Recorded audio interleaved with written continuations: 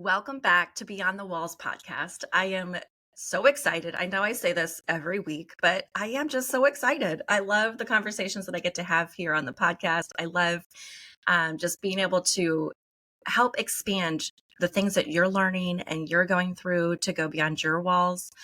I know I'm with you. I am going through my own walls. I'm trying to go beyond every day. I'm living the stuff that I'm talking about, even on the good days and the bad days. So today, what I'm so excited about is a great friend of mine, Karen Louie, has joined us so graciously. She is across the country. We're in different time zones. I'm super early in the morning. She's super late at night. But it's just going to be such a valuable conversation that she has helped me with personally in my life. And I'm so grateful to be able to share it with you. So, Karen, I'm going to let you have so many accomplishments and have done so many cool things. I'm going to let you kind of introduce yourself and then we'll get into the topic of today. So, welcome. Thank you. I'm so excited to be with you. We have been kind of talking about doing this for a while. So it's fun to No. actually get to make it happen. Thanks for inviting me. For the purposes, I suppose, of this time with you, um, I started kind of getting retrained right around the time I think I turned about 40. I'm Mm, 62 now. So, but I went, we went back to school, my husband and I, and other people that we had on staff in our C region. But we took professional training courses in parenting. We got the equivalent of a bachelor's degree in counseling.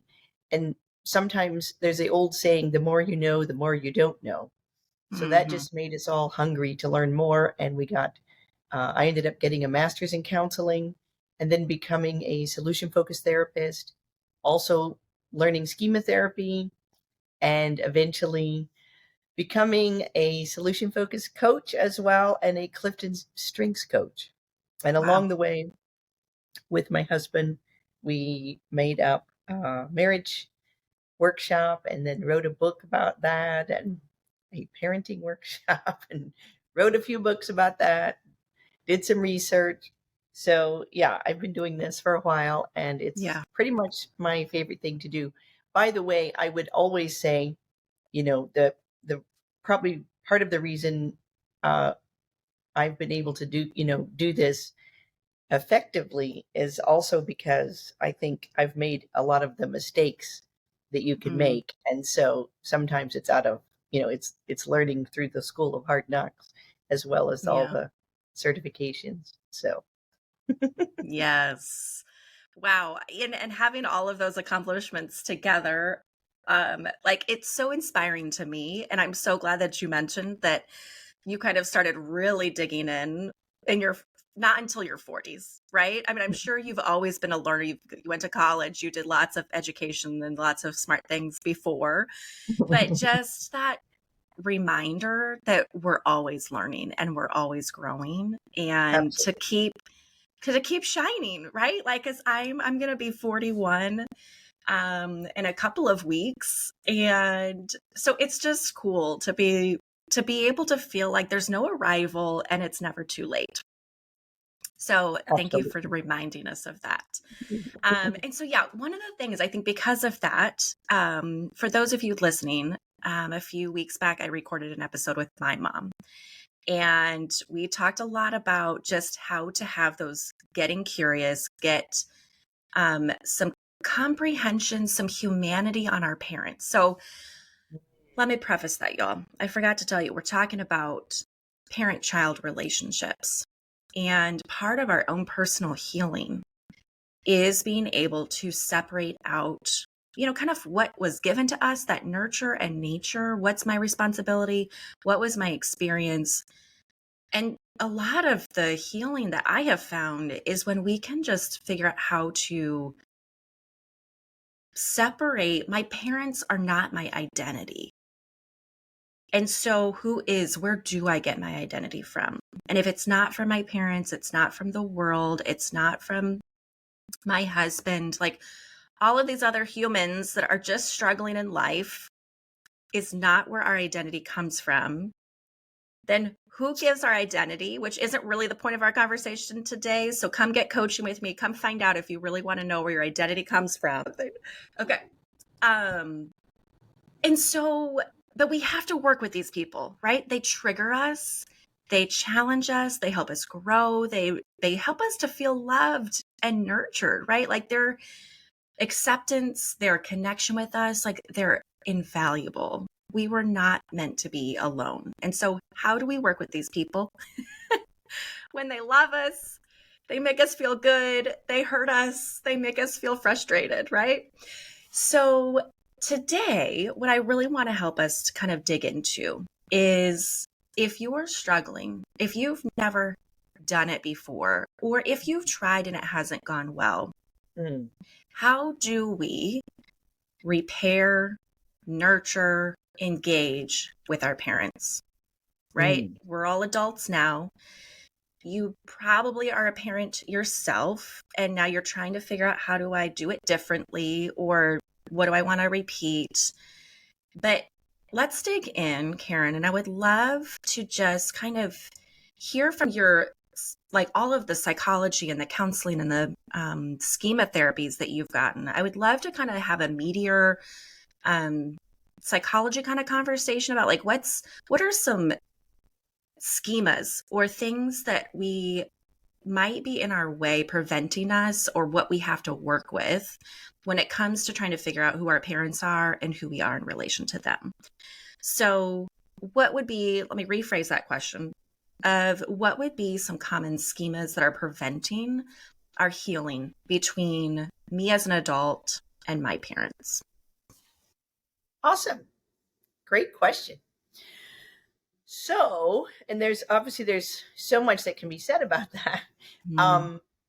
Just in case people would like to know more about schemas, let me introduce that concept of schemas. Yeah.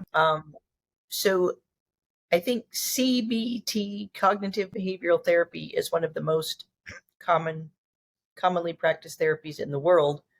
And the guy who invented that, Aaron Beck, his top student many moons ago, maybe, I don't know, 50 years ago, maybe, I believe at the University of Pennsylvania, was Jeffrey Young, who went on to establish the cognitive behavioral therapy, what do they call it, clinic in Manhattan. And from there, he felt the need to go deeper than cognitive behavioral therapy. And that's where he came up with this concept of schema therapy. So cognitive behavioral therapy is a great therapy and very effective. And it's about changing the way you think, changing your negative thoughts. In a nutshell, it's more than that. Yeah. But then the schema therapy says, well, what are the belief systems that are causing those thoughts in the first place? So the schemas are the patterns of thought that cause you to have the negative thought or whatever. So, for instance, someone might say, I have a phobia about spiders, and I can go for cognitive behavioral therapy and change that, get over that fear. But then maybe a schema therapist would say, well, let me do schema therapy with you and find out how you got the original fears, where those fears came from, and we'll be able to change you from that belief. So in a nutshell, that's kind of what schemas are about. And so there have been 18 negative schemas that were identified from research and through many years of practice by the therapists. And I would say one of the most common ones that causes problems between adult children and their parents is the negative schema of unrelenting standards. So a lot of older parents might be talking to their adult children without realizing it, speaking in such a way that it is, speaking out of their unrelenting standard schema. And they won't even know, they won't even have any awareness that they're doing that. And the way it comes across to the adult child is, wow, I will never be good enough. And Mm, so perhaps it's in the area of achievement, like at work, or perhaps it's who they chose as a spouse or what their marriage looks like. It might come out as how are you parenting? It yeah. can come out in so many different ways. It could come out even like when you're younger, it comes out maybe it's schoolwork or sports, or, it's sometimes even when you're a 40-year-old kid, you feel like your parent doesn't like the way you look. And, and you're Mm, feeling like I'll never be, beautiful enough for you. So it's just this concept yeah. of I'll never meet your standard. And Mm, it can even come out in Christian stuff, church stuff. Like yeah. they're not even happy with me, because my quiet time wasn't long enough, or who knows. So, Yeah. and then in schema therapy, we talk about having different coping styles.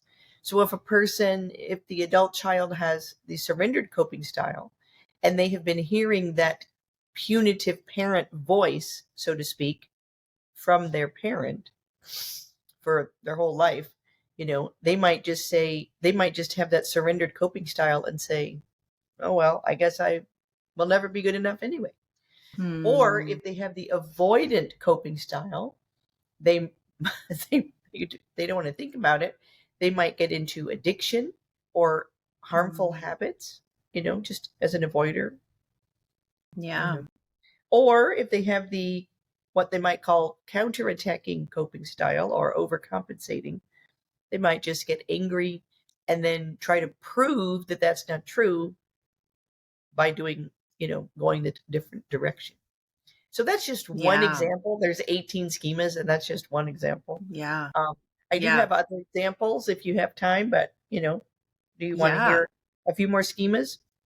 Ooh. Yeah, but I do really like that one. I'm glad you brought it up because I feel like that's probably it might be the one without us, like for us that just don't even have like the schema language. So thank you also for explaining the schemas. And something to keep digging into and understanding. But this concept, because I feel like that was probably the experience that I had. I share about how like my experience observing four generations with me, with my mom, with her mom, and her mom's mom. Wow. And the older two, right? Of just that feeling like nothing I do is good enough for you. And so I think, let me ask one more question about that one, and then we can get into another schema if we have time. The thing that I thought about in that, where if a child, an adult child, is experiencing that with their parent and that's their feeling, what is like a tool or something like what's the first step, I guess, in being able to just start like, okay, nothing's ever good enough. What's the very next step? Is it your own personal work? Is it understanding them? Is it, I guess, and maybe it depends on their coping style of will they go attack their parents and tell them they're being so, unrealistic with me? Like, what would be just like the very first start of the thought process for an adult if they're hearing that and they're like, oh, yeah, that's me. That's my parents. Right. Great question. Let's see. I don't know that there's a correct first step for everybody because there might be a different first step for different people. So, and also it depends on what your relationship in general is like and how well you communicate with your parents.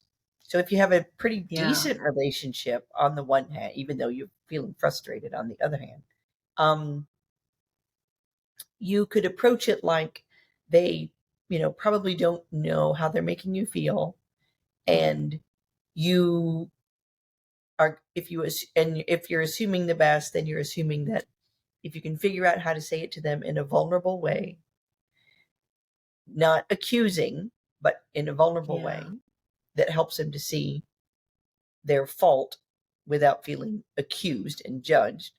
Mm, But what you're showing is I want to be close to you, but this is blocking me from being close to you because I feel judged and put down by you when I talk to yeah. you. I'm not saying those are the exact words, but something like that. That's if your communication with them is good. Yeah. And then you can see where that takes you.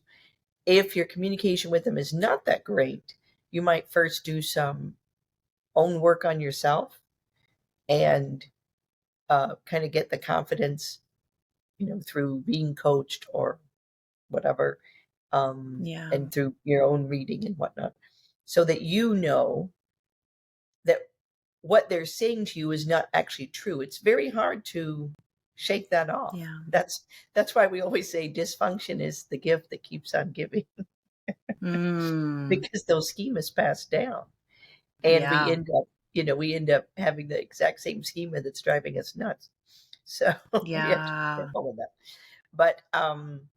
But yeah, doing some work on yourself, doing some journaling, that always helps. And Yeah. I found with my dad, he wasn't the best at listening when there was a difficult conversation, but Mm. I would write him letters. So Mm.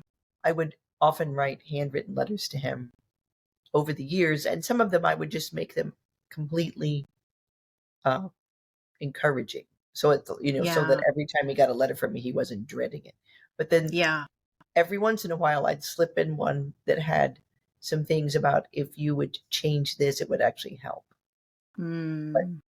you know, Yeah. that's but, I love that. Those are great tips. And great suggestions, because I think that's where I want to just go get overwhelmed then and make it these all or nothing, like, and right or wrong. So even as you were thinking, I'll tell you what my first thoughts were, and you can tell me if there's a better or a different way. But I feel like sort of in my journey, when I started kind of just taking personal responsibility for who I am and realizing like my world is not in other people's hands, I think just even that being a first step to realize like, oh, maybe this has something to do with them and it's not all about me, right? absolutely. Like they're not the end all authority. They're not perfect. They don't have, and I appreciate what you brought up too. Like if you do have a sort of good relationship, like we could assume the best, that like they don't even know that they're doing it. They have their own reasons why they're doing it. Like somebody handed something down to them and they're doing their best. Like they're trying to be loving, it's just missing the mark. And how do we just create something new? Like how do we communicate on the same page? Or it could be completely true and they're horrible. They have completely unrealistic expectations. They're not going to be pleasable. So how do we start like, okay, then my goal in life is not to please you, right? Like, so those are kind of like my immediate first thoughts. All good. Love it. All Love it. good. Yes. Perfect. And in schema therapy, they will refer to different voices or modes, and they'll talk about the punitive parent voice. So Mm, if a parent is talking that way, is showing that they have the unrelenting standard schema when they speak to their adult child, it's very likely they themselves had a punitive parent voice from their own parent. Again, yeah. the dysfunction gets passed down. So Yeah. you're totally right. It's usually not about you. It's about what's going on in their head. Yeah. Yeah. And I think that was the whole point of the conversation I had with my mom, Mm, was like just to show that, right? Like here's just a possibility that you could believe. Like if we can get curious about our parents as human beings, like yeah. they're right, like they have the same upsets, the same frustrations, and oftentimes if you weren't close growing up, then you don't even know these stories about your parents, right? Like how Right curious there. have you gotten about how your parents were raised and what experiences they went through, and Mm, like the stresses, like okay, you're 40 now. What was your mom going through when she was 40? What was mhm. her marriage like? How old were you? What was her professional experience, right? Like, what was stressful in life Yeah, when she scarred you in that way, right? So totally. I love that. Okay, give us a few other schemas. Yeah, let's hear some more. Okay, so another one I thought of was self-sacrifice. So Mm, self-sacrifice is an interesting schema because, especially for people that are brought up going to church and raised from that background, they're taught that they're supposed to sacrifice because, Jesus wants us to sacrifice. So then people will say, well, then how can self-sacrifice be a schema, a harmful, negative schema? Mm. So the issue is, yes, we are supposed to sacrifice if we happen to, to be a Christian. That is part of how we are more like Jesus. But the Yeah. self-sacrifice negative schema causes harm, whereas Mm. sacrificing as a Christian is going to bring you joy and, you know, cause good things to happen.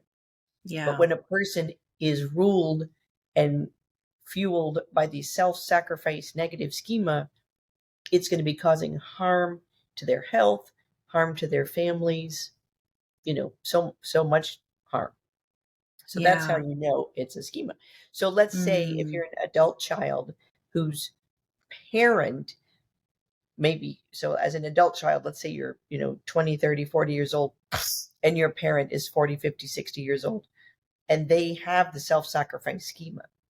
They might, you might be feeling that they're putting you on a guilt trip because Mm. they're constantly wanting you to have that same quote unquote standard of service and sacrifice that they have. Yeah. Now, one thing I've Mm. noticed, I think, as a pattern, it seems like people in the generation that we might call the millennials or Gen Z, those two generations, I Yeah. feel like they have seen their parents' generations, you know, like totally get burnt out at work, for example. Mm. And they're like, I'm not going to do that. Why should I do that? Yeah. I mean, seriously, like if you die at work from overwork, what will they do? Two or three people might attend your funeral and then they'll just hire someone else. Like, Yeah. why am I Yeah. killing myself for these people? But Yes. the older generations, people that are in their, especially in their 50s and 60s, uh, we were brought up thinking that was the right way to work. And you literally, kill yourself and I'll sleep when I die. I mean, I've heard people Yeah. say that. And um, so I think that self-sacrifice schema was very much built into those older generations. And of Yeah. course, there's a side of that that's beautiful, that you love serving people. Um, but again, it causes harm.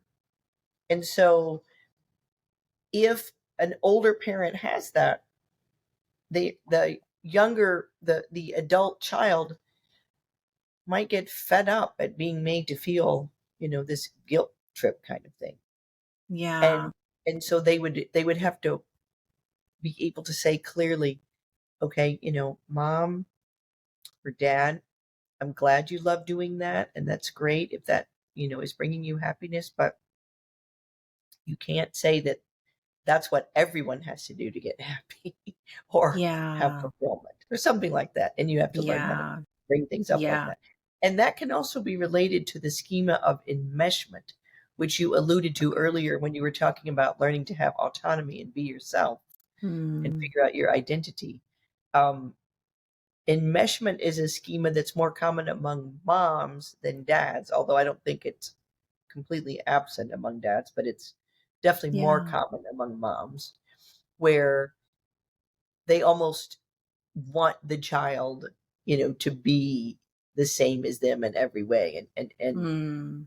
the kid might grow up at first feeling like, oh, I'm so close to my parents. I love my mom. We're so close.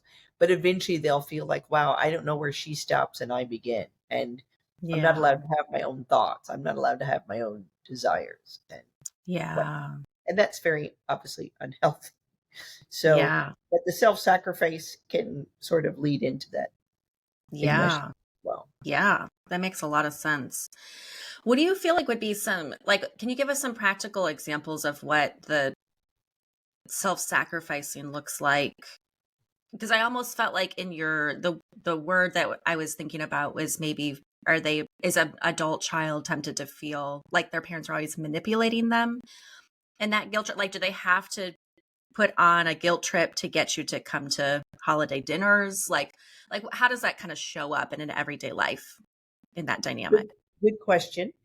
So, and so it's that question that you asked is sort of like showing the link between self-sacrifice and enmeshment, Okay. because if the parent might feel like their schedule is so important, I've planned this big family vacation, I've planned this big family dinner, and if you don't come, what does that say about our relationship, or something like that? Mm, Where so it's the parent feeling, I've sacrificed so much for you, why can't you sacrifice for me? That yeah. there's a lot of that language that goes on in some Yeah. families. I'm very blessed that that doesn't go on in my parents. I did not have that growing up, thank goodness. But I have seen that a lot. Mm, And I've seen it even in married couples. I remember there was a couple that I was helping. Both of them had the self sacrifice schema, and mm. both of them were trying to overcome it. But the wife was doing better than the husband. And she said no to something. And the husband was like, "Oh, come on. Can't you come and do that with me?" And she was like, "I thought you were going to be proud of me for overcoming Uh, my self sacrifice scheme." yeah. And so I was like, touche. I was like, that was a good one. But but I think parents get so used to sacrificing that then they don't see that their sacrificing can become harmful. So Yeah. I really, when I took the very first time I took the schema assessment for the negative schemas, this was one of my top three strongest schemas: Mm, self-sacrifice. And mm. when I talk about causing harm, see, a person who has self-sacrifice loves sacrificing. It's not Mm. that they don't like it; they love it. They get all the Yeah. good feels from it. But like I say, it causes harm. So what happened to me was I ended up getting psoriasis, a skin condition, which probably was in my body anyway. But Mm. all the stress I was putting on myself, you know, this was 20 years ago. This is not recent, but like 20 years ago, 2003. Yeah. All that stress came out in a, somatic way because it shows up Yeah. physically.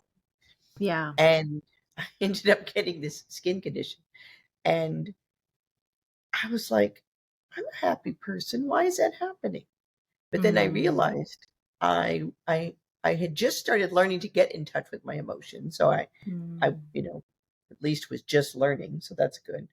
But I realized I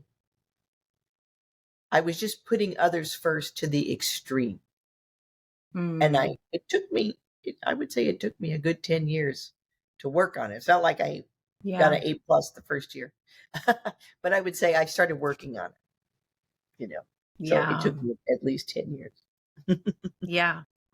So I imagine what I'm hearing is that that's probably somebody who has a hard time setting boundaries, like our Yeah. boundary, because I think that's a common thing that we all talk about would be, I Mhm. need to have healthy boundaries, right? So that would probably be a good flag that it's probably something in that, the self-sacrificing Yeah, yeah. And schema. and and again, it's you love doing it. It's not like Yeah. someone's, pulling your teeth to make you do it.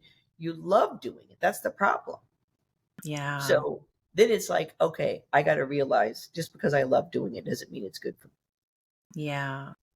Do you Just like, feel like in a relationship is part of those areas, is it the pressure from like the expectations of what you get in return? Is that where it kind of gets harmful? Like, so as a grown adult and your parent, if your parent has this, or if I don't do it, then it means I don't love you enough if I'm not willing to sacrifice to the same level return. Is that kind of where it gets that's what, harmful, is when you yeah, expect others to give back the same way that you gave to them? that is one of the ways it can be harmful. Totally. Yeah. And it can also be harmful. For example, when my daughter was at university, and she went to school in the UK. I was living in Singapore, so we were many miles from each other. It's not like Yeah. just going to college down the street. So Mhm. we, luckily, by the time she was at school, there was such things as, internet phone calls and whatnot. So we could have inexpensive phone calls. Otherwise, our phone bill would have been terrible. But Yeah. we were very close. We are still very close. She's 32 now. But at that time, she would sometimes go through things where, in her, she was in a campus group at church, a campus ministry group. And there were people in there that were also trying to make her be self sacrificing. And because I'd Mm. already had my aha moment and understood that, instead of me passing down my self sacrifice schema to her, I was able to say, all right, sweetheart, let's talk about what you really need to help you be your best. And Yeah. you're doing a great job being like Jesus. You're loving people. You have wonderful times with God. And I was able to talk her through all the things she was doing well. And then Yeah. it was one day she called me and there was some kind of a campus devotional on the Wednesday night and she was feeling the pressure to go. And I said, right now, I can tell from talking to you what's going to help you as a person is you need to take a nap because you haven't had enough Mm. sleep. And you need a good sleep, and then you need to get up and have a healthy dinner, not junk food, and do some reading and study for your test tomorrow. Have a good Mm. night's sleep tonight. Every God is happy with you. Don't worry about what other people are saying. Mm. And so I was able to coach her on not being self-sacrificing, if Yeah. that's Yeah. Yeah.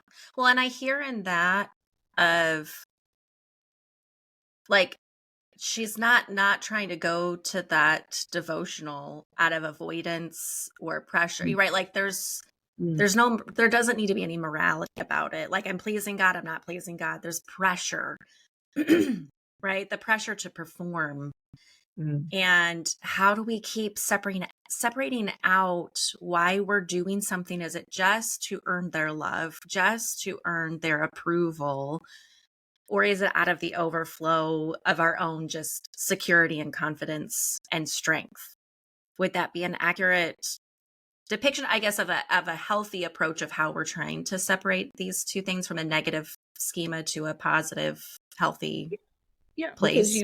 you ideally want your relationship with your parent to be healthy, to have a close connection. Yeah. And so if you have to do something or else, they're not going to be happy, then that Yeah. shows there's a weakness there. Now, I would also say, as wonderful as any parents can be, there will always be, I mean, we're all humans who have our Yeah. own foibles and shortcomings and our own biases and our own points of view. So Yeah. there'll never be perfection, Yeah. Um, but what's great is if you can open conversation, which if is Yeah. is if you can have good conversations. And you used a word at the beginning where you talked about being curious. Mm. And so I there have been a few times when over the years, my mom and I are very close. She's now 88. She's a amazing lady.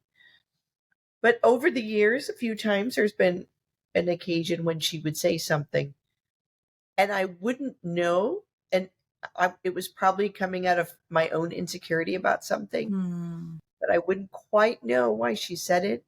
And I would tell myself, you know what, just ask her why she said it. Mm. Don't sit there and think about it. Don't Yeah. ruminate on all the reasons she might have said that. Who cares? Just ask her. Yes.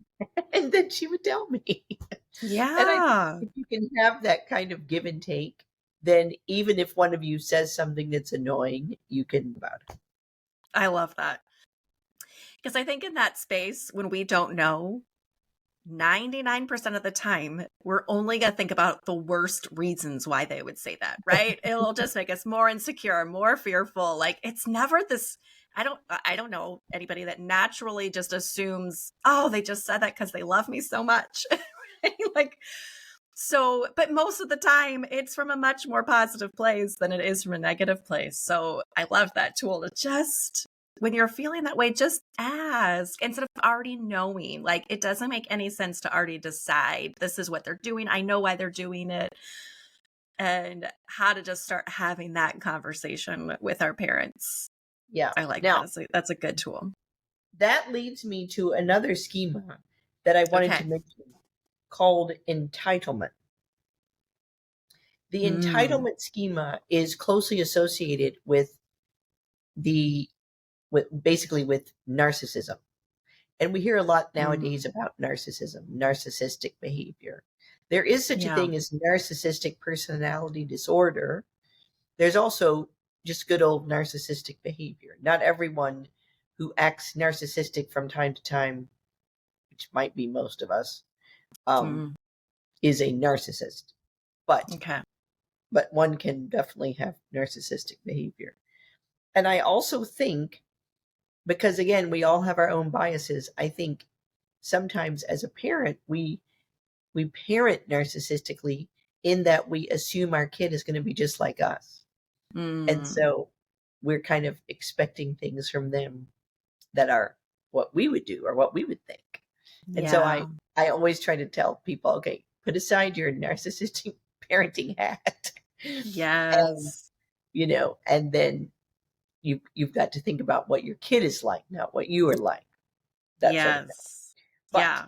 I digress. But anyway, about entitlement. So entitlement schema basically says that comes at life through the lens of rules don't apply to me, and it's kind of related to I'm the victim here, Mm, and it's not my fault, that sort of thing. And so yeah. if a parent has that schema, it is hard to have a great relationship with them Mm, because it's hard for them to have self-awareness. If you're always mm, blaming someone else, it's hard to, have self-awareness.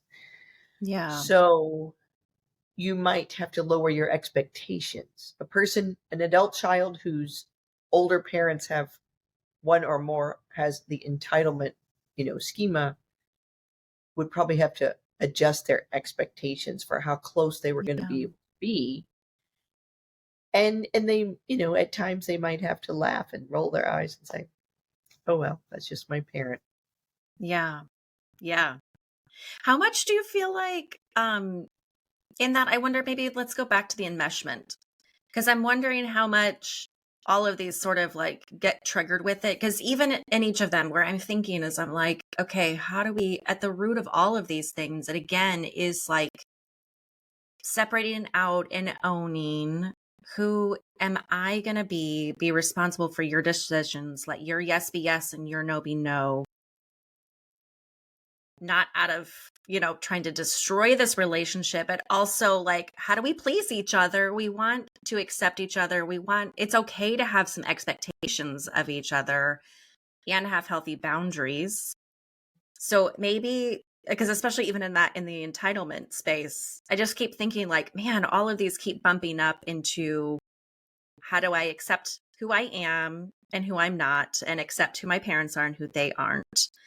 So yeah, let's go back to maybe talk a little bit more, give some examples about the enmeshment and what we can do with that, if that's the scheme, or how does that look, or does it kind of intertwine with all of these things? Well, okay, so if let's you want to talk about enmeshment first, right? And then entitlement. Yes. So Yes. with the enmeshment schema, um, okay, I know a mom whose daughter moved to take her, you know, master's degree or something, and went to a different country. Okay. And the mom texted with the daughter multiple times a day. And it the daughter, already had her bachelor's degree. This was her master's, so she was in her 20s. And she found it frustrating. It was like she Mm, couldn't breathe almost. Now, it's not like she didn't love her mom. It's not like she wasn't grateful for her mom, but it was over, it just became too much. Yeah. So that's how you feel when you're on the receiving end of enmeshment, Mm. when you're older. So again, going back to coping styles, if you have the surrendered coping style, you'll just give in and you'll Mm. end up being enmeshed with your mom. And, you might get married, but then you can't make any decision unless you've called mom and talked to her first. And Yeah. your husband might be like, wow, I, I feel like you talked to your mom more than you talked to me. So I'm just saying that's what it could Yeah. look like. Or you could have the avoidance schema and just avoid all the difficult conversations with your mom and try to give in as much as possible and not rock the boat. Mm. And if you have the coping style, and then if you have the counterattacking coping style, you might just say, well, you're driving me nuts and I'm not going to talk to you until you Mm. change. So lay Mm. down the law. So I'm just saying Yeah. that's how that might play out. Yeah. Yeah. Those are really helpful. I love being able to break those down to like, how does this show up? How do we actually use this information? And Mhm. so as a side note, then you're talking about these coping styles. Mhm. Is there just generally three? Like, is that a schema three, or where did those three come from? What was the I think school of thought? in schema therapy they talk about those three coping styles. Um, Yeah. I'm sure in other therapies, I've heard it compared to that started out as fight or flight, that you're Yeah. usually a person who either fights or runs away. And then Yes. somebody else up with fright. And then someone else came up with the fourth one, which is fall. Yeah. I don't know. I'm not I can't say I've ever been trained to understand all that exactly. But Yes. there's a lot of overlap.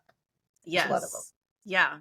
But it's helpful, I think, even for us to even like, how do we start making sense of all of these things? And so I like being able to have those, just some context, some language to start using around it. I think it And helps. it does. It helps to really, even just to not make any of them right or wrong. Like Mhm. one is not better than the other. They just are, right? Like That's this just is our foundation and the framework in right. which we see the world. And how Yes. do we get curious then? Like, oh, how does mom see the world? Oh, how Mhm. does my husband see the world? And they're not my way's right, your way's wrong. But it's really easy to go there. I think because then that makes us feel better, right? Like then my way has to be right and your way has to be wrong. Otherwise, I'm wrong, and that doesn't sound good. But instead, how do we just keep owning, like, take that language out of it entirely? To they're not right or wrong. There's not a better or worse. It just is. How do we want to function within it? Is that right? Absolutely. Absolutely. And I do think that part of, growing up is understanding that there's a lot more gray than there is black and white. Hmm. And, if we're wise, I mean, someone once said, when you're a child, I wish I could remember this quote. I need to go find it and write it down, but something to the effect of uh, a child, when they're young, they see their parents as a superhero. Mm. Um, and then when they're teens, they start to see that their parents have faults. When they become adults, they realize that their parents are normal. Mm. And then when they can forgive their parents, they become wise. I'm sure it was said better than that, but I'll Yeah. try to find that. Ooh, I like that. I like hearing that right now because I'm in the phase right now of parenting a teenager. So Yeah. it's hard. So even hearing all of these coping styles, I think being able to apply, like I do also feel really grateful. I'm close to my parents and we have, I don't know if it would be accidental or just happened to, maybe our personality styles have just worked to sort of have a lot of this language for to repair a lot in my and my mom's relationship. Um, Especially to be able to, like, I'm thinking 20 steps ahead. And I actually just had a really great conversation with a guy who started a company that helps be a resource for adult children that have to care for their elderly parents that need help, right? Like, so when you get to that stage of life, so even just the importance of before your parents are dependent on you for their livelihood, let's get all this emotional relationship, start working it out now so that you can physically sacrifice for their needs, financially, emotionally, time, all of those things. It's just going to get harder later. Absolutely. But anyway, but thinking about how it feels for me now, having a teen, right? I'm just trying to become more self-aware as a parent. And I think one of the things you were describing, and it might be in the between the entitlement and the enmeshment of like, oh, you are your own person, and how do we not take it personally when you don't like the things that I like? You don't want to take on the things and the way that I value, the way that I see the world. How do we allow that to grow without it being a personal attack? Like, then you don't love me anymore, right? Like, if it's not the same, then it must be hatred or a rejection, right? So maybe speak to us in that when for the adult child who has they've only interpreted these frustrations as rejection, what else could be possible? I love that. Yeah. So rather than interpret it as rejection, and obviously now we're talking to the older parents about their adult children, Yeah. is celebrate the differences. Mm. So, part of the success of a leader is to raise up other leaders who can even surpass them, or at least Mm. take over from their role and walk in their shoes, Yeah. and hopefully even surpass them. That's success as a leader. Mm. Success as a parent is the same thing. So if you Mm. actually do your job as a parent, what do we have with iPhone? I don't know. Is iPhone on number 16 or 15 now? I forget what model they're Yeah. on. But Yeah. it started out just the iPhone. Then it came out iPhone 2. Then there was iPhone X. I don't know. I'm not trying to Yeah. advertise for them. I'm just saying there's that concept of the new and upgraded version. And in a way, if we do Yes. our job well as a parent, our kids should be the new upgraded version of us. These should have, Mm. hopefully, our strengths and gifts, but then they'll have their own. Yeah. So I look at my two children, and I really think that they've got some of my strengths, they've got some of John's strengths, and then they have some of their own that are completely them and not me at all. Yeah. And I love that. And so I try to celebrate the difference and Yeah. think about the ways I respect my daughter and how you're so much better at that than I ever was. Wow, I respect you so much for that. Mm. Um, and same with my son. Yeah. Does that That's answer the question? It does. Well, that's a beautiful description because I think it speaks to, I think just as humans, right? Even just women in general. There's so much competition and we compare. So even if we're just talking about like peer to peer, right? And now we look at Mhm. social media and it's so easy to look at other people doing well or they have it all together or you like something that they're doing that you don't. And it's so easy for us to naturally just interpret that as a threat, as we reject ourselves, right? Like it's just pointing out all of our weaknesses and our flaws instead of being able to come alongside them to celebrate them. Like, how much more would we want that for our own children and our family? Like, why would we look at our kids doing well as an exposure of our weakness, right? And instead be able to flip that script and think of it as like, wow, like what a great, like, that's my goal is to help you and to become you, not a better version of like, I didn't make the soccer team. So now you must become a professional soccer player, right? Like, that's different, right? Like, it's Yeah. Yeah. not be a better version of all the things I wanted to do and couldn't do, fulfill my dreams, but Mhm. yeah, like how do you get to be your own person and to be success? What does success look like? I think that's a beautiful visual that is so much more connecting as opposed to threatening to us. I love that. So, I guess what would be maybe some of your thoughts or advice or um, a purpose, I guess. Like, how can we, so me being, we'll talk to all the adult parents, the value or the necessity to kind of clean up your relationship with your older parents. How does that impact your ability to parent your children? Excellent question. So, partly, I think in order to repair your relationship even a little bit with your older parent, you have to work on yourself. You have to Mm, grow in your own self awareness. It's not going to work if you just go in there gangbusters, hey, our relationship stinks and it's your fault. That's not going to work. yeah. Yeah. So, I'm Even sure if we many feel people, that. yeah, Yeah. people may have tried that, but it doesn't work. So you have to work on yourself. You have to get more self awareness. You yourself grow in your own mental wellness, in your own resilience, Yeah. in your own, you know, acceptance of yourself, Yeah. in less judging of yourself. And as you Mm-hmm. do that, that helps you then to extend that to other people, including your older parent. Yeah. And while you're working on that, it will also, I think, remind you a byproduct of that, of working on your relationship with your older parent.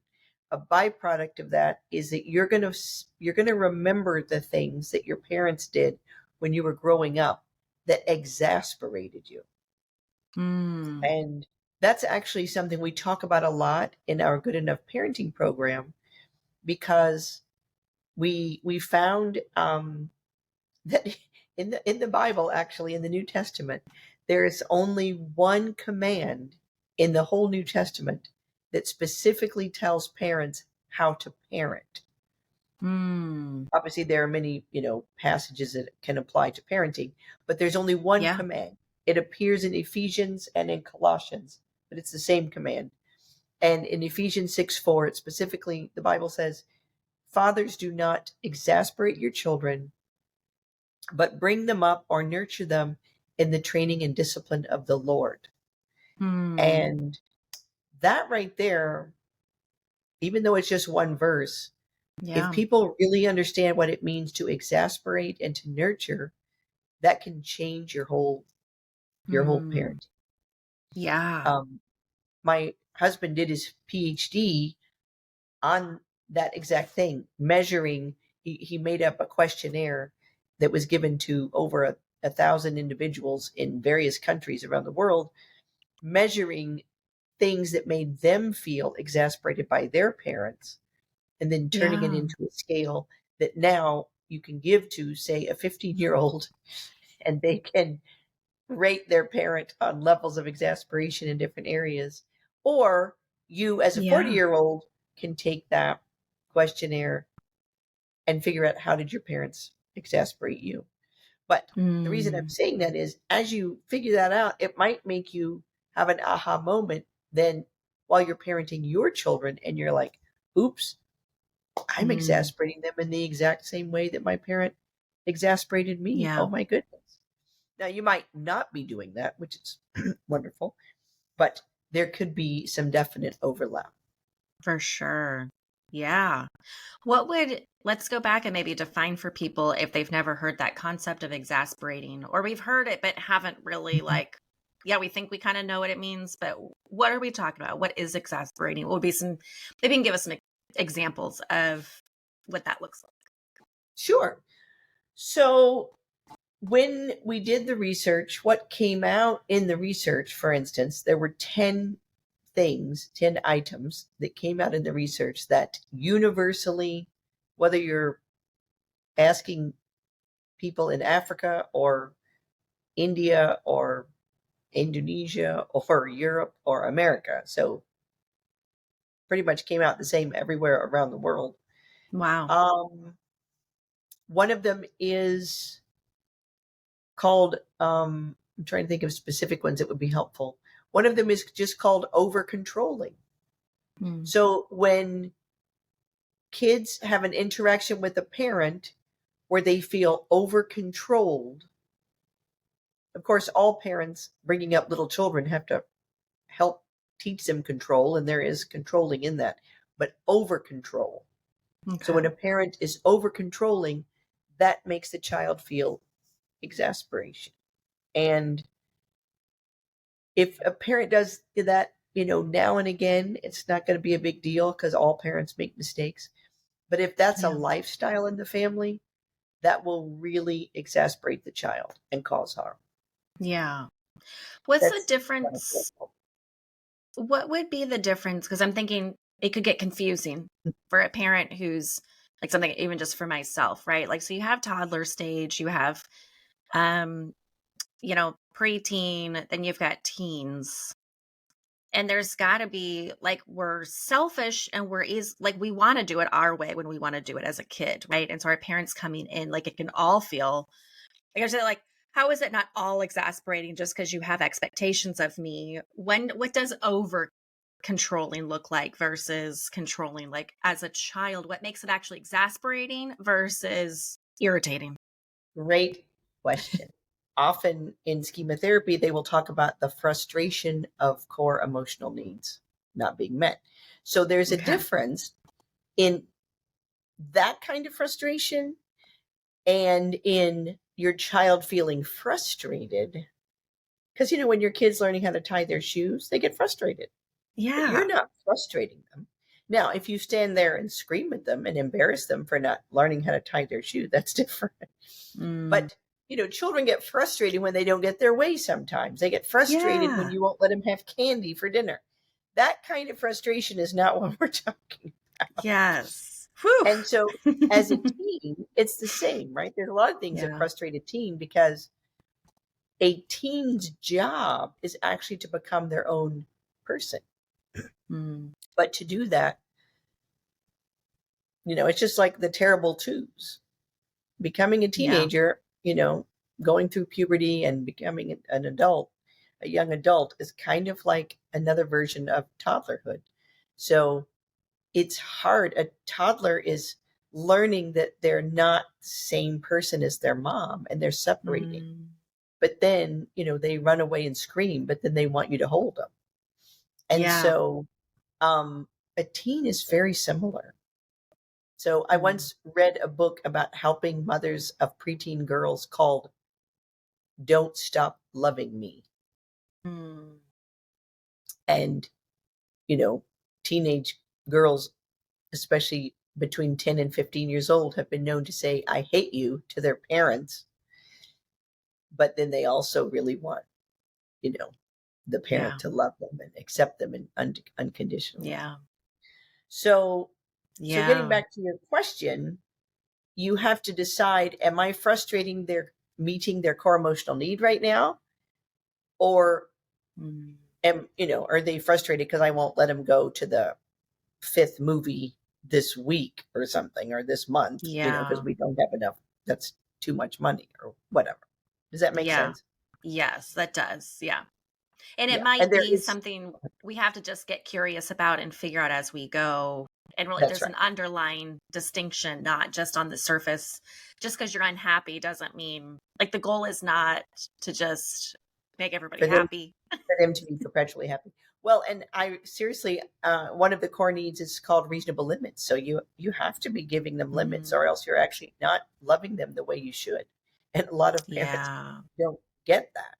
I remember, Yeah. of course, first and foremost, we always say the first core emotional need is connection and acceptance. So Mm, you've got to meet that need, and that takes a lot of intentionality and yeah. learning to not exasperate. But Yeah. I remember when my kids were probably 5 and 3, and there was someone that we knew in the kids' preschool. I was friends with the mom that I would, how you see moms when you're picking the kids up. We were that level of friends, basically Yeah. acquainted. But I thought, oh, I'll go, hang out with her. I made a play date. She had 2 kids. I had 2 kids. Brought my kids over to her house, and she and I were having tea. And honestly, her kids were such terrors that my kids were like, kept running into the kitchen going, like basically trying to stay safe. Oh no. And, and so, you know, as we were talking, it was obvious. It was so obvious that my kids were afraid of her kids. And she was feeling a little Oh. bit embarrassed. And then she commented on how, awesome my kids were, which they were not perfect children, but I guess compared to hers, it was obvious. Yeah. And so she was like, "Oh, your kids are amazing," and this and that. And I was like, what do you say? But then she said, well, let's see, how did she say it? She said, well, I just have this philosophy. I always had this philosophy that if you give them everything they want all the time, that they'll just be so grateful that they'll obey. Oh. And I said, oh, well, I suppose that's rather different than my philosophy. And then I thought she would say, well, tell me your philosophy. And instead she said, well, I guess everyone is just different. And I'm like, I guess they are. And Yeah. then when we got in the car to leave, I said, kids, I'm so sorry. I'll never make you go there again. Because they were like, Mom, you can't leave us with those kids ever again. Oh my goodness. It was a disaster. Oh my goodness. Okay, so that makes me think about so earlier we were talking about different the negative schemas. Are there any negative schemas about the exasperation? Or like kind of where's the harm really kind of show How up for does all that? that work? Okay. So Yeah. here's an example. So there's 10 exasperation interactions that we found in research, Okay. 7 nurturing interactions, but 10 Okay. exasperation interactions. But one of them is called emotional deprivation and emotional inhibition. That means if you Okay. have an interaction with your child during which they either feel emotionally deprived or emotionally inhibited, meaning their emotions are shut down, that will cause them to feel exasperated. That's what that means. And Okay. so for, as a personal example, I grew up in a family, again, my parents are lovely, wonderful people, and I had tons of nurturance, super, fortunate, and I thank God for it literally all the time.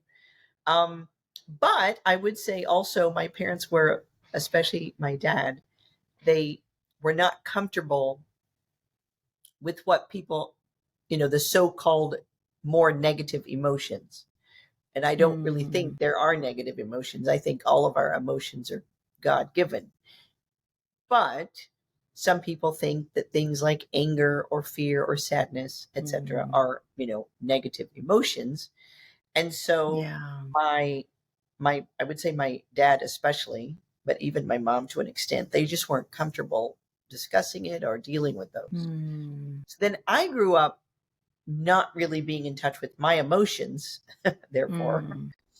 And then even when I, became a Christian, one of the verses in the Bible in the New Testament in Luke 9 says that we're supposed to, deny ourselves. So I took that to mean, even including denying your emotions.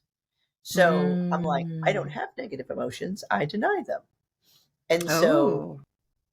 that's how I operated, maybe for the first 8 or 9 years of my Christian life. So it was kind of like their exasperation towards me. I didn't rebel against it. I almost embraced it. and Yeah. and so then what happened was that kept me from being able to be in touch with myself, for one thing. Luckily I married someone who's like so in touch with their emotions, they always know how they feel. So that helped. Yeah. But also then when I had kids, and when, for instance, Sonia was sad about something, my go-to sort of phrase would be, well, sweetie, you don't need to be sad. We have so much to be happy about. And Mm. I was basically like, if you've ever seen the original Inside Out movie, I was basically like Joy. I wanted Yes. everyone to feel joy all the time. Yeah. And I had to learn that sadness and fear and anger are actually good sometimes. Yes. They That have their movie, place. that I felt like that movie was made about me actually. But Did you see Inside Out too, by the way? no, and it is here in I'm in Malaysia right now, and it is here, so I'm definitely going to go. I'm Yeah, so you're gonna excited. love it. Yeah, Yeah, no, it's very I'm good. gonna love Very it. good. I know. Yeah. But one of the Okay, things back that to your yeah. yeah, yeah. So one of the books I read when my daughter was 8 years old was called How to Talk So Your Kids Will Listen and Mm. Listen So Your Kids Will Talk. Mm. That book is written by Adele Faber and Elaine Maslish, and it's definitely available on Amazon. It's probably one of Okay. their best-selling parenting books of all time. But that book explains in very helpful detail how to facilitate your children understanding their emotions and how to do the opposite, Mm. not shut them down, but let them Yeah. be validated.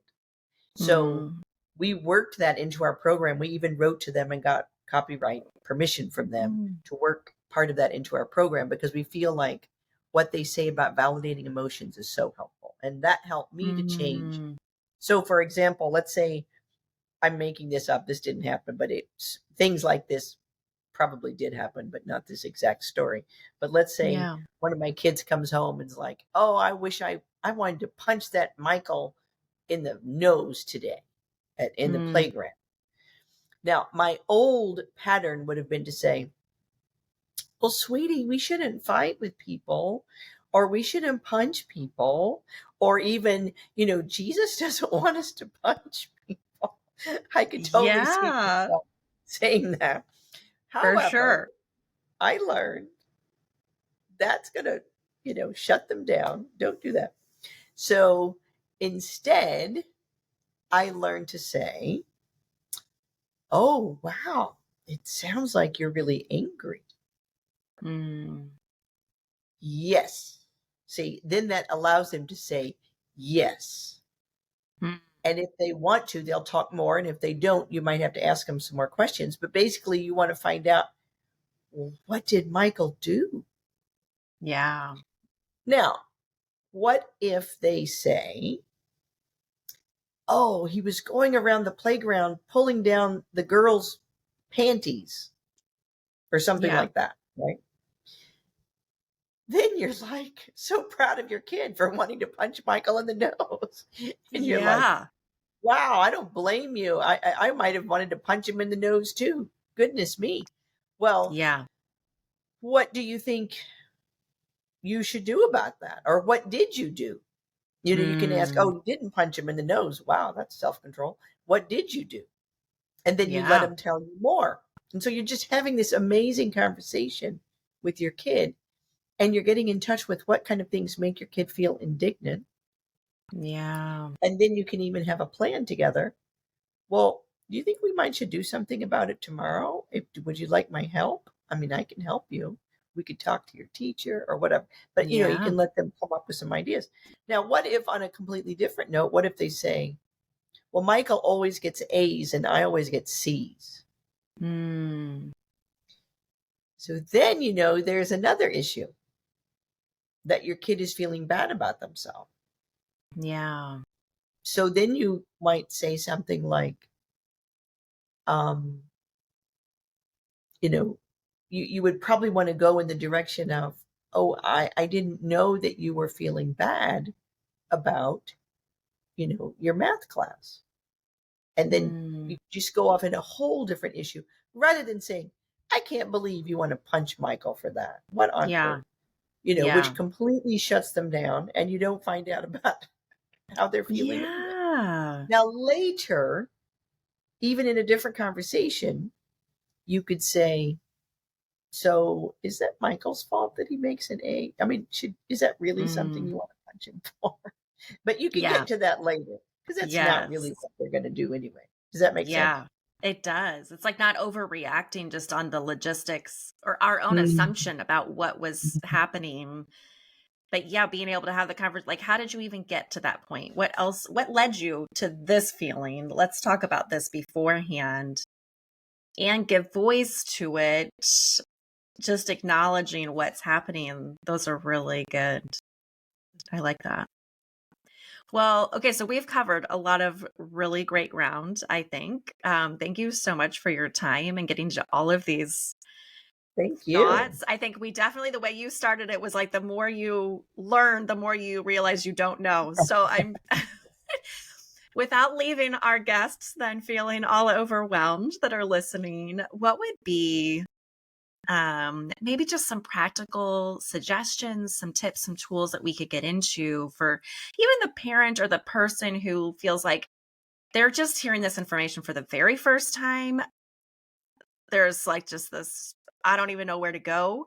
And then maybe some that have attempted and haven't, it hasn't gone very well. You know, like wherever you're an expert or this is brand new information to you, what could we do to just kind of some tools to put in our tool belt and some baby steps to take? Awesome. And it's always good to have some first steps, right? Yeah. Um, so I think for, someone like me who was not as in touch with my emotions, one thing that definitely helped me was journaling Mm. and just allowing myself time to literally just write. Now, some people might like to journal by typing, but I almost think there's something like physiological that happens when you write, but Yeah. by hand in a book. But whatever helps you. But I would Yeah. say I'm not great at necessarily knowing how I feel in the beginning, but if I write and read and get aha moments and whatnot over time, then I can eventually boil it down. So I remember Mm. once having written several books full of journal times about a certain topic that was bothering me. But Yeah. then by the end of the day, I could boil it down to one page. So Mm. journaling, I think, is really helpful, no matter what we're talking about. But certainly, if you're trying to repair your relationship with your older parents, that would be Yeah. something. Like I said earlier, writing letters, because sometimes Mhm. if you try to talk with someone especially someone who's like pretty strong Yeah. in their opinions, they're going to disagree with you from the get go, and you think, what's the point? So if you write a letter, they might not like the Yeah. content, but they have the chance to go back and read it over and over again. Yeah. And so that might help. Um, Another thing would be, I hesitated because I'm not trying to be self-serving here. Um, but if you might want to read the Good Enough Parenting book, that might Yeah. help.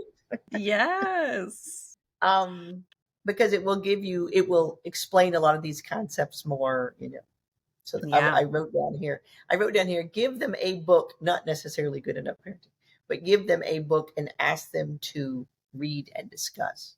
So if you think your Mm. parent is open to discussing a book with you, I think that's, That's a good idea. yeah. And I think that works in many relationships, but that can definitely work with your older parents. Yeah. Also, I wrote down here, practice forgiveness, but also know that forgiveness does not necessarily equal trust and or reconciliation. So Mm. just because you've forgiven someone doesn't mean you have to then violate all your boundaries again. So I'll Yeah. leave it at that rather than get launched on that paragraph. Yeah. Um, Yeah. Also, I put practice gratitude, but not toxic positivity. Mm. So, and then last but not least, we already touched on this a little bit when you were sharing about, what was our mom going through when they were 40 or whatever. Yeah. But I just thought, understanding their story is so useful as a starting place. One lady Yeah. I know, uh, when she studied overseas. She was from Southeast Asia, and then she studied in Europe for her university. While she was there, she decided to forgive her dad for some of the physical abuse that he had, literally taken out on her. Um, Yeah. but then when she moved back to work in her home country, she had to see her dad a lot, and she found that the forgiveness was a little bit harder when he was, right there with Mm, her. And then one day it dawned on her, why don't I ask my dad about his childhood? Because he mm, never talked about his childhood ever. yeah. And then what she found out almost, shocked her to the core. But she found out that he had left China and come to Southeast Asia as a teenager, and he was an indentured servant, meaning basically he was a Mm, slave, quote unquote, until his wages, which were very minute, yeah. could until his wages could pay off what he owed. Kind of like what we would associate with human trafficking nowadays. Mm, And he was tortured and abused in every kind of way possible. And then wow. when she found that out, she was like, oh, it almost made her feel like, wow, I think I got off easy. Not really, but Yeah. it made her feel a lot more grace Yeah, towards her dad. So I'm for not sure. saying you should put up with their repeated behavior, and certainly she would never, put up with him if he was physically abusive again, which he was not. But I Yes. just think learning to understand their story is helpful. Yeah. Yeah. Well, and I think in that example, right? Like you can have so much more Mm, separation that clearly whatever her dad was not doing had nothing to do with like her value and her as a human being. Like right. he was doing 10 times better to her than what he had experienced, right? Mm, Like you can, you know, it wasn't great, but he gave his very best, right? And how do we just I read this in a book somewhere and they were talking about like just our capacity to love, our capacity to have time for people or to serve people. Like we want 100% from people that in their reality, like if they only had 20% to give you, if they gave you that 20%, like they gave you 100% of what they had to give. Yeah. And you're not like, man, like, yeah, like separating out that, like, it's not our, and we're just so quick to make it mean something about us and our value. And if I was worthy, you would never hurt me. And it's like just such an unrealistic expectation and is not true, right? Like, and that is just a bold faced lie to make those two correlations. And so I think that's a lot of even just hearing in this conversation that we're having today is just the ability and what is available for us to separate out our value and our personal worth, our parents' worth and their value, our children, our teens, especially, right? Like we are impacting each other, but there is still so much very unique and valuable within us. But also, then there's so much room for us to own and to grow, to not cause intended harm or to just blatant harm each other. mm, Where's that room to separate out between we're just doing our best and loving each other and seeing the good? Like it's not all bad. But being able to just give voice to that, get curious about yourself, get curious about your parents, get curious about your kids, and how do we make it a win-win in our unique ways? So it's a journey. And I would say I would add in my own 2 cents of a tool, I think, of just they are baby steps. It's new. It's new to you. It's if you've never done it before, it's especially going to be new to your parents. So tread graciously and take your time. It didn't, we didn't get this way overnight. It's been a lifetime. mm, And so let it be a journey of, you know, continual growth and continual maturing. So we can't expect perfection and we certainly can't expect it overnight. So, well, Karen, thank you so much for your time. That was really great nuggets and information. And I'll put those book recommendations in the show notes as well if you guys want to go get them for yourself. And let us know. Send me an email. Find me on Instagram if you have more questions or want to get curious or just yeah, me too. Like I can totally relate to that. I am here for you. I love to do one-on-one coaching. If you want to go through more extensive understanding and someone to come alongside of you And I know that Karen does her coaching as well. She has a great book. I have that book, Good Enough Parenting. I want to go back and reread it again. So thank you so much for your time, your expertise, your knowledge, your experience, and thank you so much. Thank you. Thank you for doing this. I think you're helping so many people, and I'm very excited about it. Oh, thank you so much, Karen. I appreciate it. All right, everyone. Until next time. Bye.